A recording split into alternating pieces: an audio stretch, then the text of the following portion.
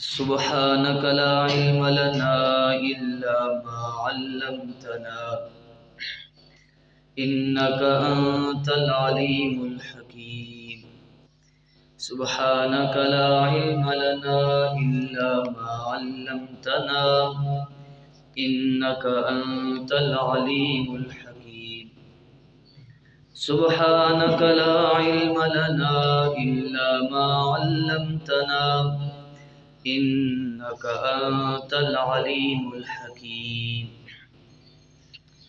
گزشتہ کئی دروس سے آپ سماعت فرماتے آ رہے ہیں کہ مشرکین مکہ، یہود و نصارہ، نبی کریم صلی اللہ علیہ وسلم کے مقابلہ میں آنے والے لوگ یا ہر نبی کے مقابلہ میں آنے والے لوگ وہ اللہ کو مانتے تھے، اللہ کی صفتوں کو بھی مانتے تھے. اختلاف اللہ میں نہیں تھا، اختلاف الہ میں تھا. اب یہ الہ کیا ہے اور الہ کے اندر کون سی صفتیں پائی جائیں گی تو وہ الہ بنے گا؟ کون سے دو نظریات ہیں جو کسی بھی کام کو عبادت بنا دیں گے اور عبادت خاصہ ہے صرف اور صرف کس کا؟ صرف اور صرف اللہ کے لیے مختص ہے، کسی اور ہستی کے لیے مختص. ہم کہتے ہیں لا الہ الا اللہ. میں نے آپ کے سامنے اس کا ذکر کر دیا تھا کہ اللہ کے علاوہ کوئی معبود نہیں. معبود عربی ہے، اللہ کے علاوہ کوئی پرستش کے لائق نہیں، اللہ کے علاوہ کوئی بندگی کے لائق نہیں، اللہ کے علاوہ کوئی پوجا کے لائق نہیں. یہ ہماری زبانیں نہیں ہیں. ہماری زبان میں اردو میں آسان فہم کر کے ہم لا الہ الا اللہ کا معنی سمجھیں تاکہ ہمیں پتہ چلے کہ توحید ہم سے کیا کیا تقاضا کر رہی ہے، وگرنہ تو ہمیں پتہ نہیں چلے گا. ہم زبان سے لا الہ الا اللہ بھی کہیں گے، ایاک نعبد و ایاک نستعین کے نعرے بھی لگائیں گے اور ساتھ ساتھ شرک کی دلدل کے اندر بھی مبتلا ہوں گے. تو اب ہم سمجھیں گے کہ الہ کی صفتیں کون سی ہیں، کون سی خصوصیات ہوں گی تو عبادت بنے گی. اللہ کے علاوہ کوئی عبادت کے لائق نہیں. جب ہم عبادت کو سمجھیں گے تو ہم پھر خود بخود الہ کو سمجھ لیں گے.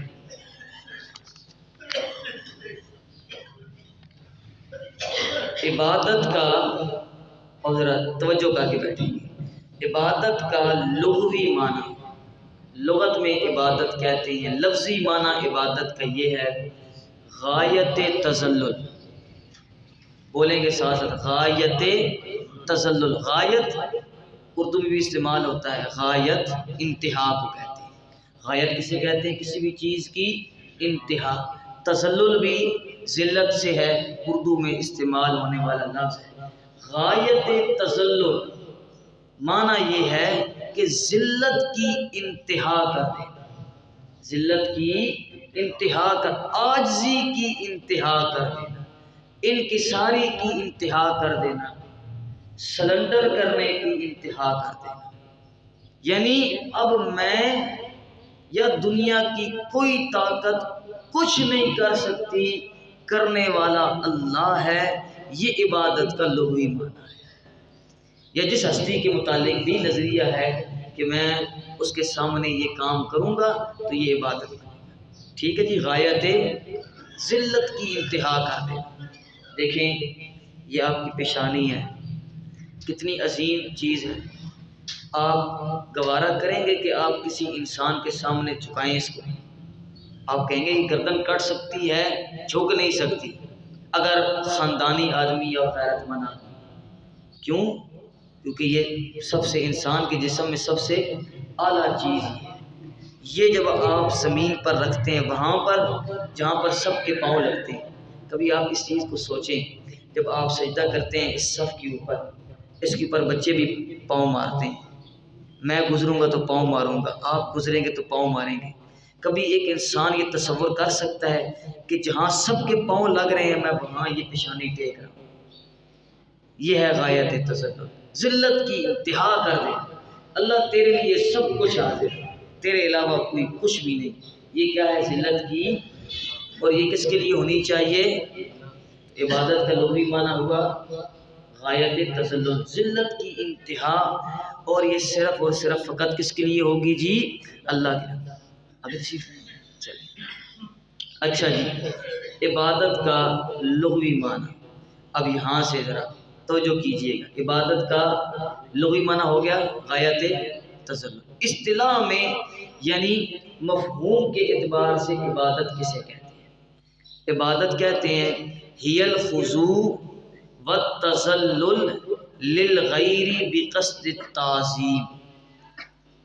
غایت انتہا کو کہتے ہیں، میں نے آپ کو بتا دیا۔ تذلل کسے کہتے ہیں؟ ذلت، ذلت اور انکساری اور عاجزی کی انتہا کر دینا، کسی بھی ہستی کے سامنے اس کی تعظیم کرتے ہوئے، اس کو یہ اتھارٹی دیتے ہوئے کہ یہ میرا کام کر سکتی ہے یا یہ میرا کام کروا سکتی ہے۔ ہم اس کو انشاءاللہ اور آسان کریں گے۔ امام راغب اصفہانی رحمہ اللہ نے عبادت کا معنی لکھا تطلق علی اظہار التذلل والخضوع، کہ یہ تذلل اور انتہائی عاجزی اور انکساری پر عبادت بولا جاتا ہے۔ علامہ ابن قیم نے، علامہ ابن تیمیہ نے، اور جہود علماء الحنفیہ فی ابطال عقائد القبوریہ میں، ان تینوں کتابوں میں جو عبادت کی تعریف کی گئی ہے وہ سماعت فرمائیں، اسی سے ہم آگے ساری بحث کریں گے۔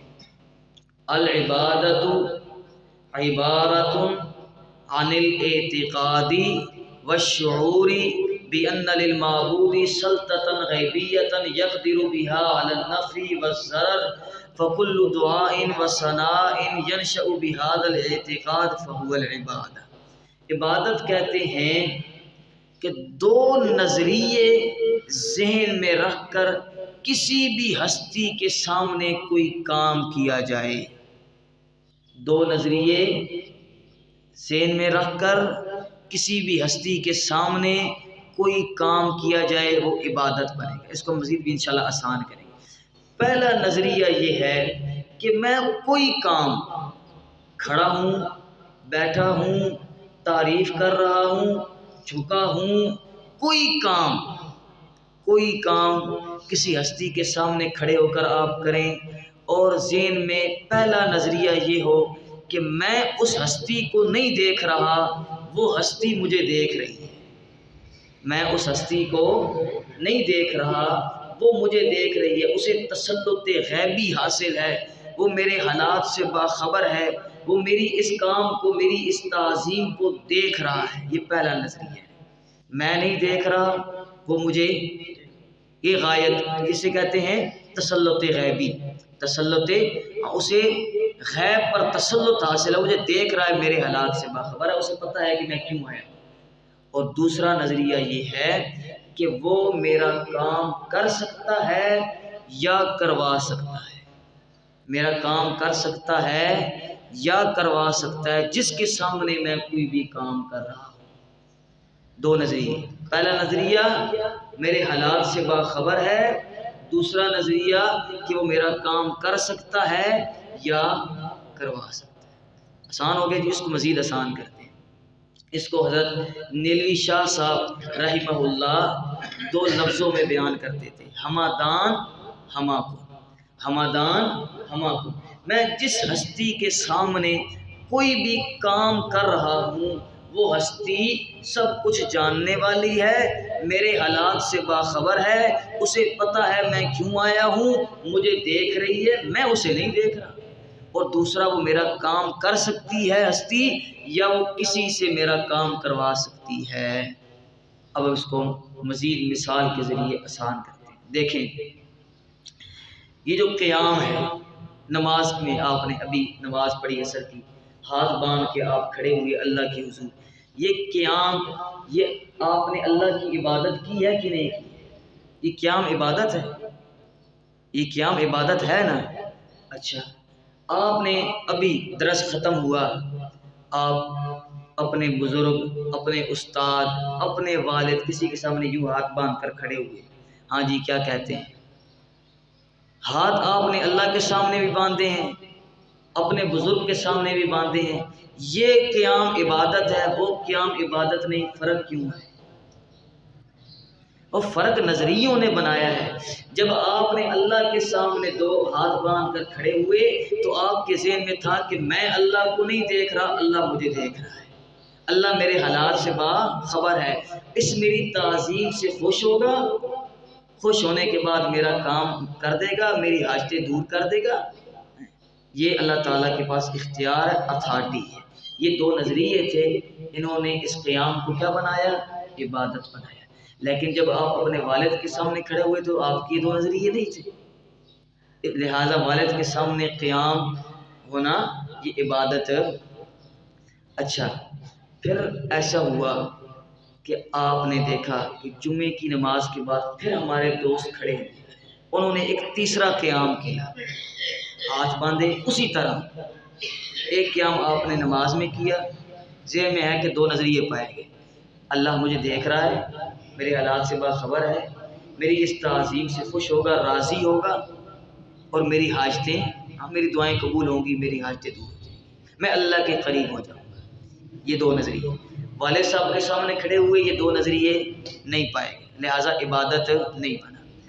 جمعے کی نماز کے بعد پھر ہمارے بھائی کھڑے ہوئے، انہوں نے ہاتھ باندھا اور یوں ہی قیام کیا اور نبی کریم صلی اللہ علیہ وسلم پر سلام پڑھا۔ اب مجھے بتائیں اس سلام پڑھتے ہوئے کون سے دو نظریے تھے جو ان کے دماغ میں تھے؟ کیا یہ بات ان کے ذہن میں نہیں تھی کہ نبی علیہ السلام کو ہم نہیں دیکھ رہے، وہ ہمیں دیکھ رہے ہیں؟ یہ بات تھی کہ نہیں تھی ان کے ذہن میں؟ پوچھ لینا آپ، اگر آپ کو یقین نہیں ہے تو۔ نبی علیہ السلام ہمارے حالات سے باخبر ہیں، ہمیں دیکھ رہے ہیں، پہلا نظریہ۔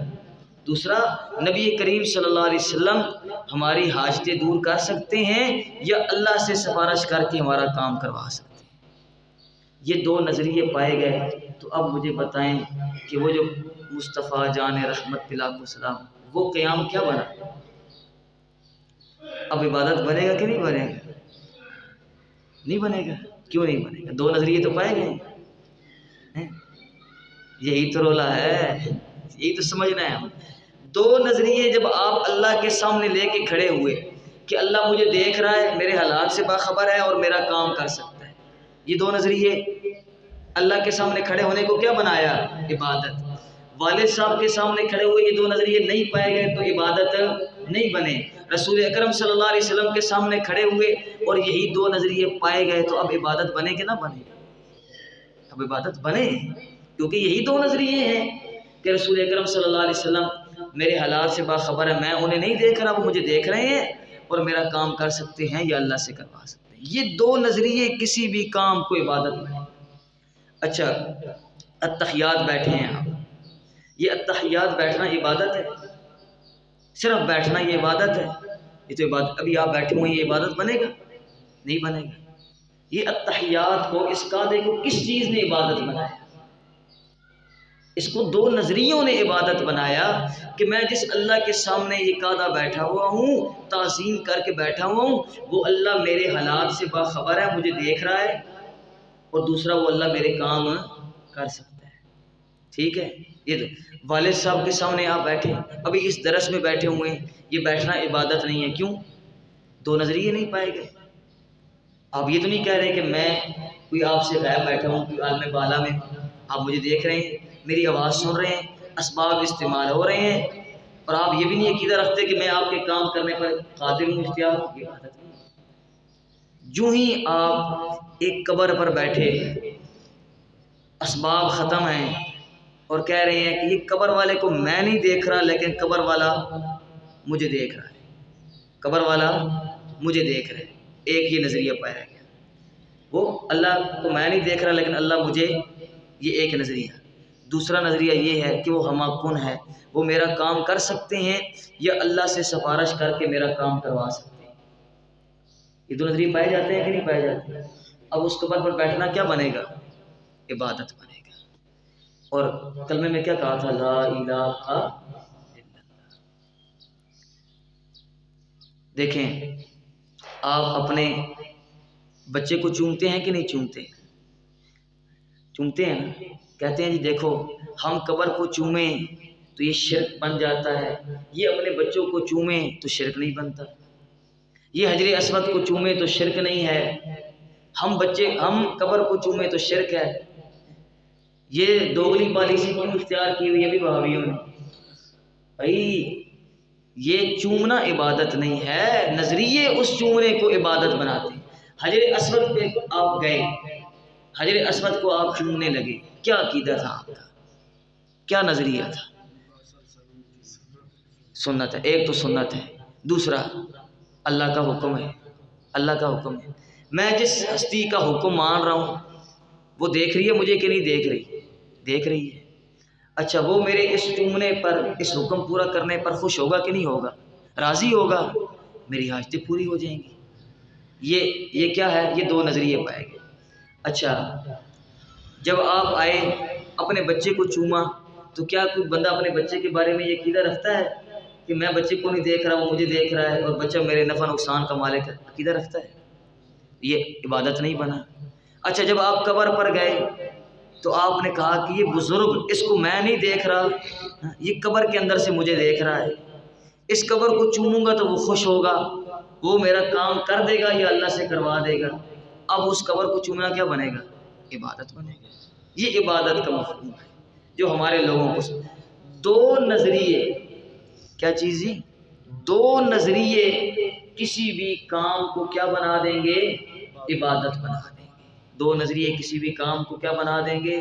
اس کو یاد کریں اور ہم اس کو قرآن پاک سے حل کریں گے۔ یہ ہم اپنی طرف سے نہیں بنا رہے کہ یا امام قیم نے تاریخ میں لکھا تو ہم نے مان لیا، اور جہود علماء حنفیہ میں لکھا گیا تو ہم نے مان لیا۔ نہ، قرآن پاک نے انہی دو نظریوں کو، جہاں بھی الہ کی صفتیں بیان کی اللہ نے ان دو نظریوں کو بیان کیا، اور جہاں پر بھی الہ سے نفی کی، غیر اللہ کے الہ ہونے کی، وہاں پر انہی دو صفتوں کی نفی کی یا ان دو صفتوں میں سے ایک صفت کی نفی کی۔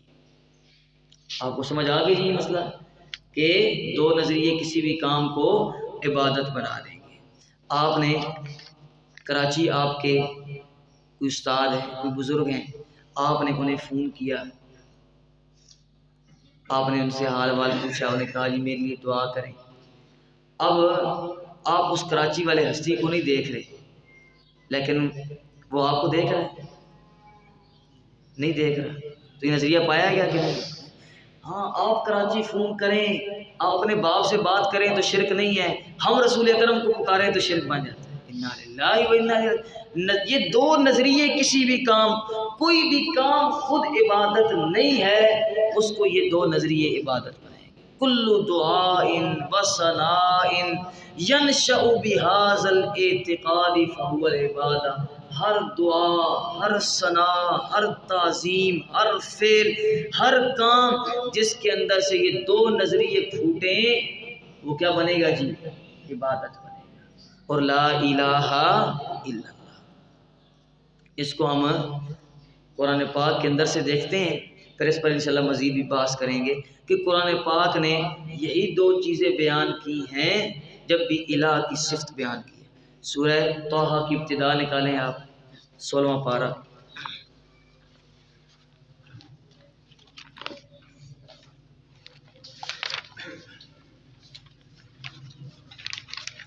اس 16ویں پارے پر ہاتھ رکھ کر آپ ایک اور اہم بات سماعت فرمائیں،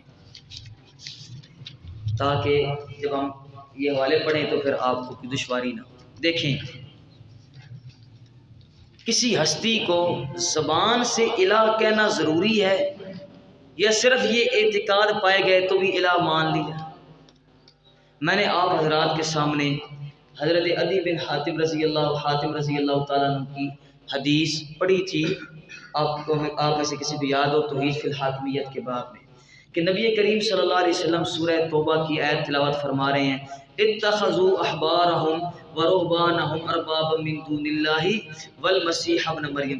بالتفصیل ہم اس پر بحث کر چکے ہیں۔ اتخذوا احبارهم ورهبانهم اربابا من دون اللہ والمسیح ابن مریم۔ ان یہودیوں اور عیسائیوں نے اپنے اپنے پیروں کو، اپنے اپنے درویشوں اور مولویوں کو اور عیسیٰ علیہ السلام کو اللہ کے علاوہ رب بنا لیا، اللہ کے علاوہ رب۔ جب نبی علیہ السلام یہ آیت پڑھ رہے ہیں حضرت عدی بن حاتم رضی اللہ تعالیٰ عنہ کہہ رہے ہیں اللہ کے رسول میں ابھی عیسائیت سے ہو کے آیا ہوں، یہ تو قرآن کہہ رہا ہے کہ رب بنا لیا، ہم نے تو رب نہیں بنایا تھا، یہ قرآن کیا کہہ رہا ہے؟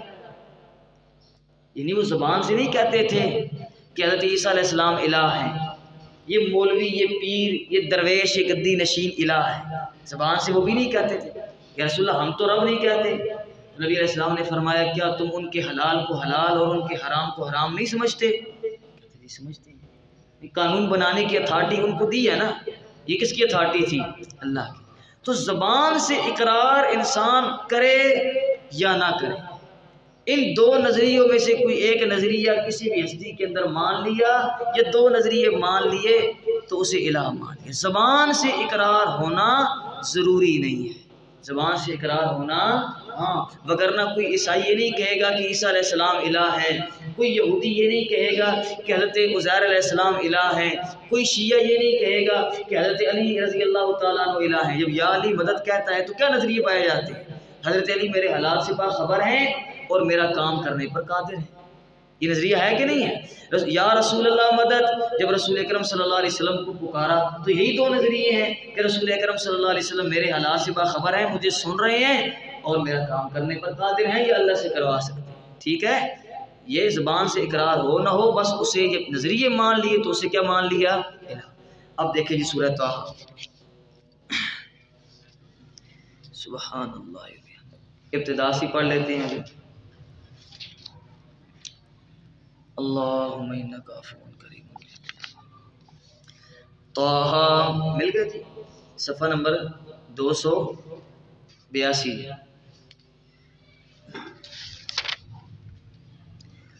طٰہٰ ما انزلنا علیک القرآن لتشقیٰ، یہ شیخ حسین علیہ رحمہ اللہ فرماتے ہیں کہ صورتوں کے شروع میں جو اصل مضمون ہوتا ہے اس سے پہلے یہ تمہید مع ترغیب ذکر ہوتی ہے۔ اللہ تعالیٰ کچھ تمہیدی کلمات ذکر کرتے ہیں جس کے اندر ترغیب دلائی جاتی ہے کہ ہمہ تن گوش ہو جاؤ، اگلا مسئلہ بڑا اہم آنے والا ہے۔ کبھی اس کے اندر اللہ تعالیٰ اپنی صفات کو بیان کریں گے، کبھی قرآن کی تعریف کریں گے، کبھی لے آنے والے کی تعریف کریں گے، کبھی جس پر اترا اس کی تعریف کریں گے، سبحان اللہ، تاکہ ہمہ تن گوش ہو جاؤ۔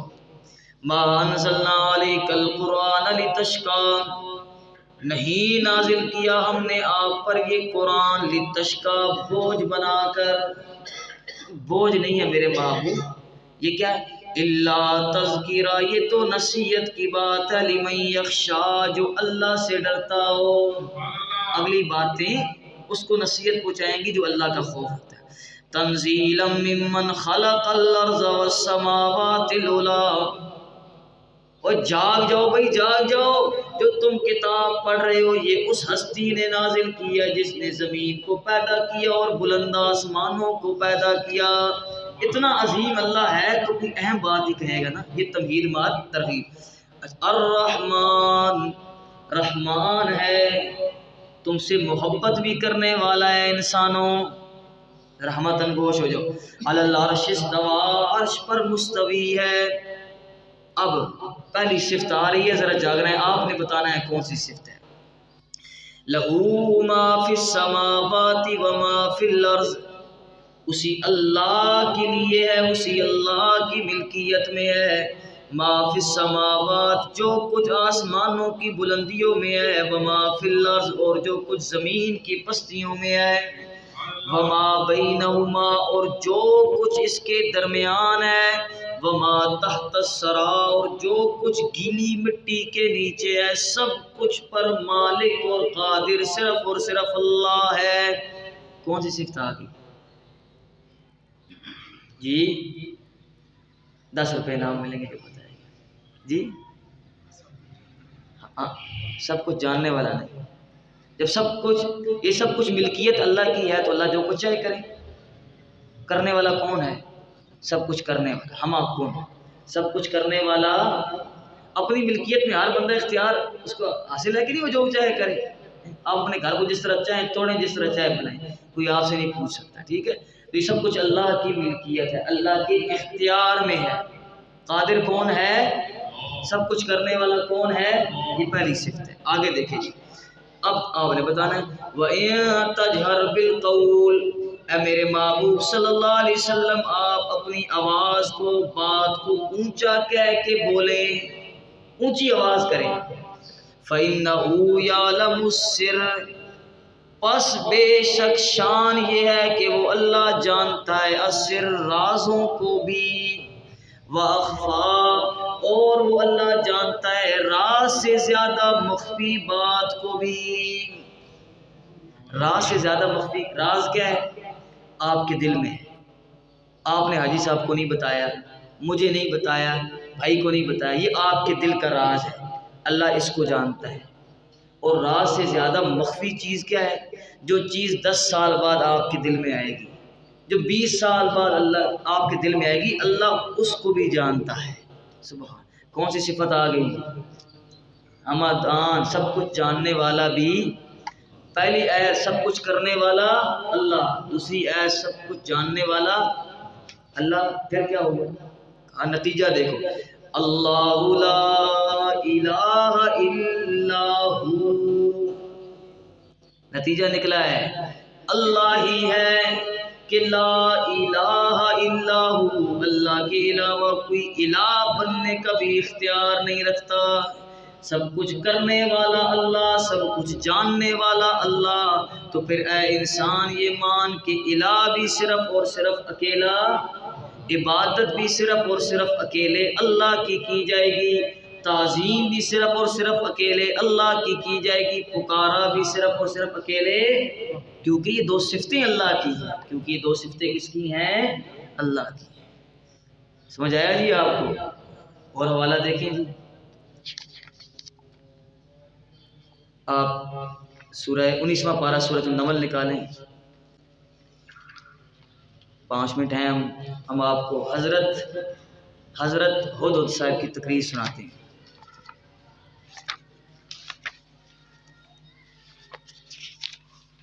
سورۃ النمل 19واں پارہ اور سورۃ النمل کا آخر ہے 18واں پارہ، نہیں جی 18واں، بچوں بولو نا یہ 19واں ہی ہے نا، پھر کیوں نہیں نکلا آپ سے؟ میں تو یہ اپنا دیکھ رہا تھا، 19 ہے جی، 19 کا آخر ہے، بالکل ٹھیک ہے، 19 کا آخر ہے، یہ صفحہ نمبر 341 ہے، صفحہ نمبر 341۔ حضرت سلیمان علیہ السلام نکلے ہیں اپنے لشکر کے ساتھ اور جا رہے ہیں جلال کے ساتھ، لشکر ساتھ ہے، فوج ساتھ ہے۔ حضرت سلیمان علیہ السلام کا گزر چونٹیوں کے کس کے اوپر سے ہوا جی؟ بستی کے اوپر سے۔ یہ میں آپ کو ذرا موضوع سے ہٹ کے بات سنا رہا ہوں تاکہ آپ کو بات ذرا دلچسپ لگے تھوڑی سی۔ گزر ہوا تو حضرت سلیمان علیہ السلام کی جب دیکھا چونٹی نے کہ آ رہا ہے، تو قالت نملۃ یا ایھا النمل ادخلوا مساکنکم، چونٹی کہنے لگی او چونٹیوں، او میری رعایا، اپنی اپنی بلوں میں داخل ہو جاؤ، سلیمان علیہ السلام اور اس کا لشکر آیا ہے، لا یحطمنکم سلیمان وجنودہ وہم لا یشعرون، کہیں سلیمان علیہ السلام اور اس کا لشکر تمہیں کچل نہ دے، سلیمان علیہ السلام اور اس کا لشکر تمہیں کچل نہ دے۔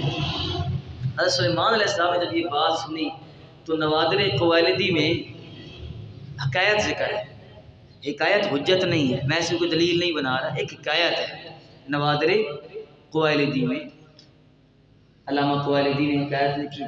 حضرت سلیمان علیہ السلام کو اللہ نے یہ شان دی تھی، یہ معجزہ دیا تھا کہ آپ پرندوں کی اور جانوروں کی بولیاں سمجھتے تھے۔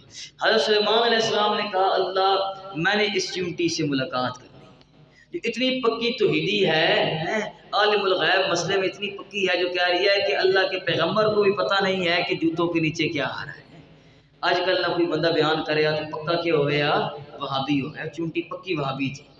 سلیمان علیہ السلام نے ملاقات کی، جب رخصت ہونے لگے، مطلب جب اس کو بھیجنے لگے تو بڑوں کی عادت ہوتی ہے کہ ہاں بھائی کوئی کام ہو تو مجھے بتانا، میں تیرا کام میرے بادشاہ ہوں، ہوا میرے تابع ہے، جن میرے تابع ہیں، میں اڑتا ہوں تو پرندے صاحبان بن جاتے ہیں، میری بڑی اتھارٹی ہے، بتانا کوئی کام۔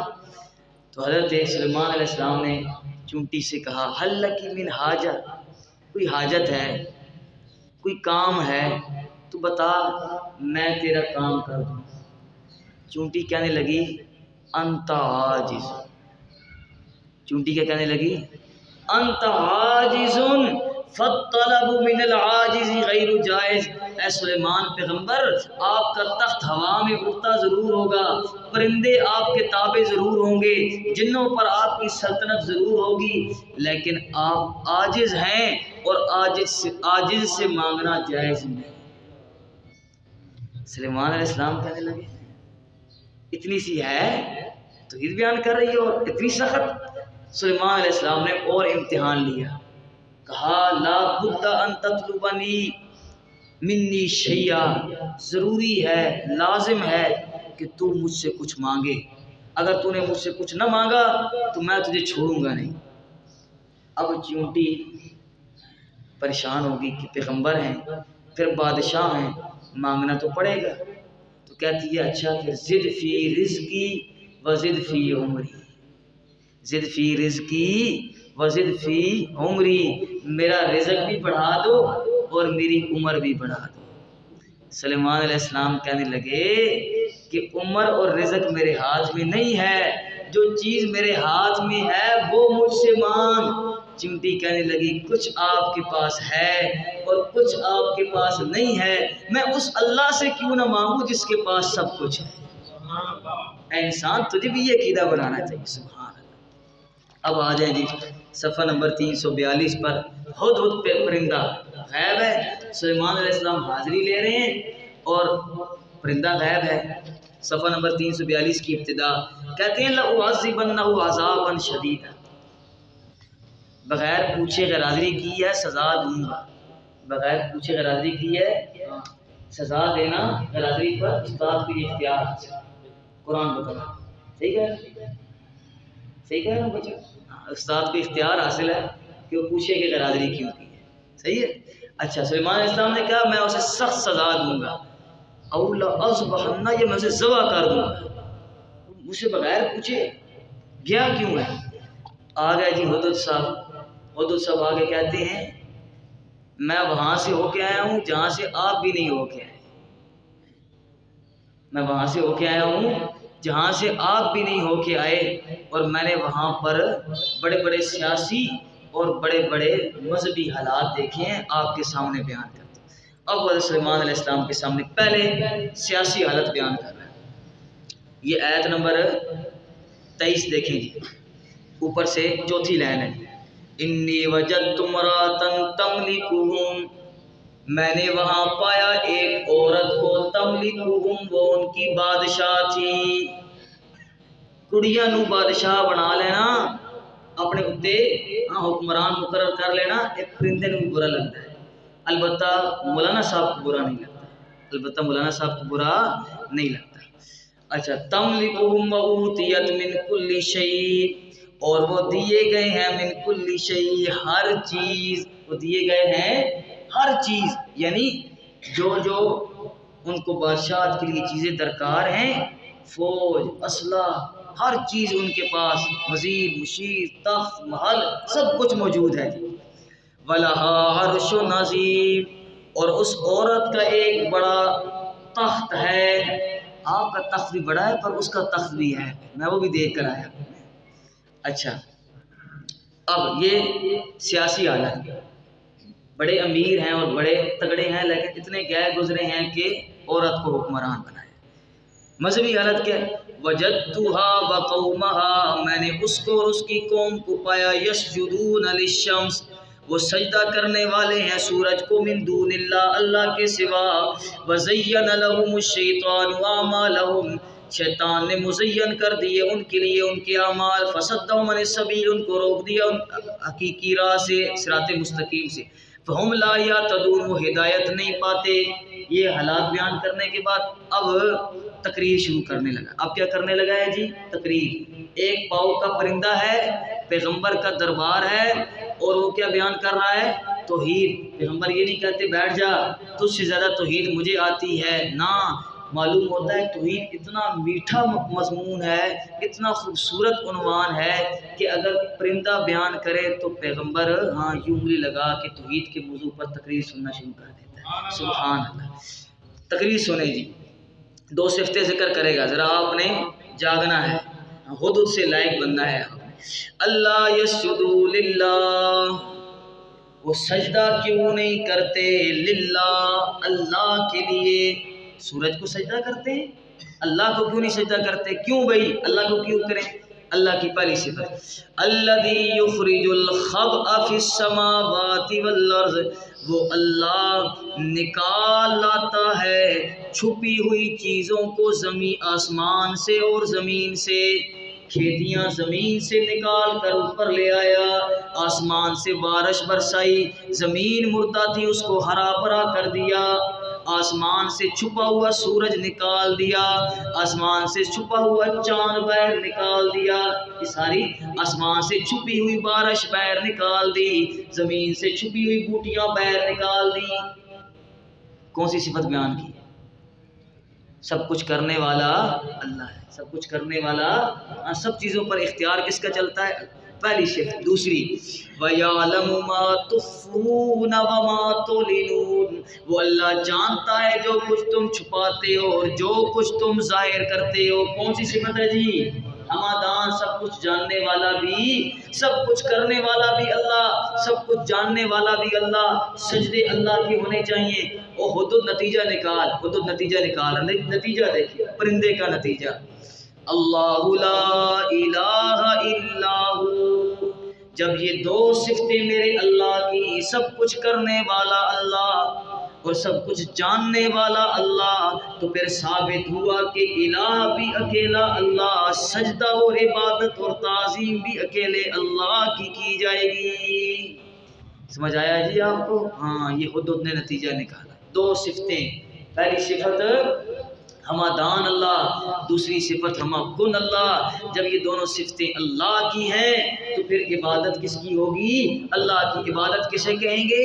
کوئی کام، کوئی تعظیم، کوئی فعل جس کے اندر یہ 2 نظریے پائے جائیں کہ میں جس ہستی کے لیے یہ کام کر رہا ہوں وہ ہستی مجھے دیکھ رہی ہے، میرے حالات سے باخبر ہے اور میرا کام کر سکتی ہے یا کروا سکتی ہے۔ یہ 2 نظریوں میں سے کوئی ایک نظریہ پایا گیا تو ہر تعظیم، ہر عبادت، ہر فعل کیا بن جائے گا جی؟ اس ہستی کی عبادت بن جائے گا۔ اور لا الہ الا اللہ، اللہ کے علاوہ عبادت کے لائق۔ اس کو انشاءاللہ کل مزید کھولیں گے۔ اللہ تعالیٰ عمل کرنے کی توفیق عطا فرمائے۔